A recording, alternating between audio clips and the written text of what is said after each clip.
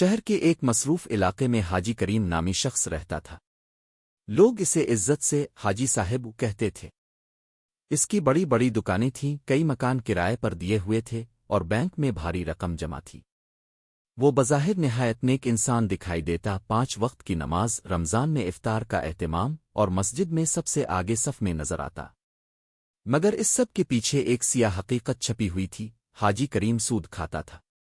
حاجی کریم کا اصل کاروبار سود پر قرض دینا تھا۔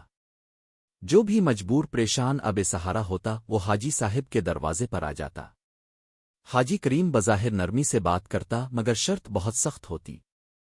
ہر مہینے اصل رقم کے ساتھ طے شدہ سود دینا ہوگا ورنہ رقم بڑھتی جائے گی۔ غریب لوگ مجبوری میں مان جاتے۔ کسی کو بیٹی کی شادی کرنی ہوتی، کسی کا علاج، کسی کی فصل تباہ ہو چکی ہوتی۔ حاجی کریم کو کسی کی آنسوؤں سے کوئی فرق نہیں پڑتا تھا، اسے صرف اپنی رقم بڑھتی ہوئی نظر آتی تھی۔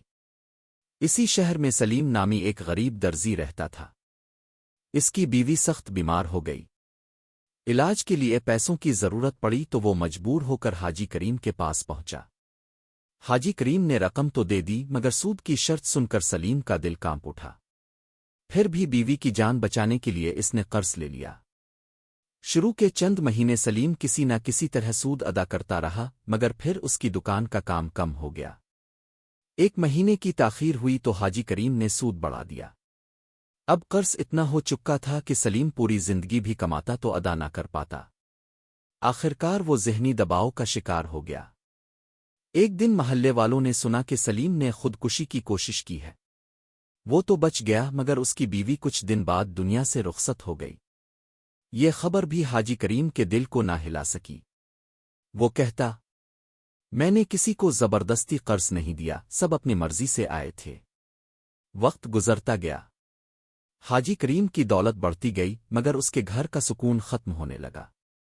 اس کا بڑا بیٹا غلط صحبت میں پڑ گیا، چھوٹا بیٹا باپ سے بدتمیز ہو گیا۔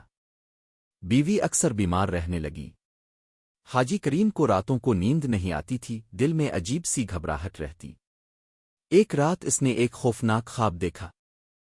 اس نے دیکھا کہ وہ ایک اندھیری وادی میں کھڑا ہے۔ اچانک زمین پھٹ گئی اور وہ نیچے گرنے لگا۔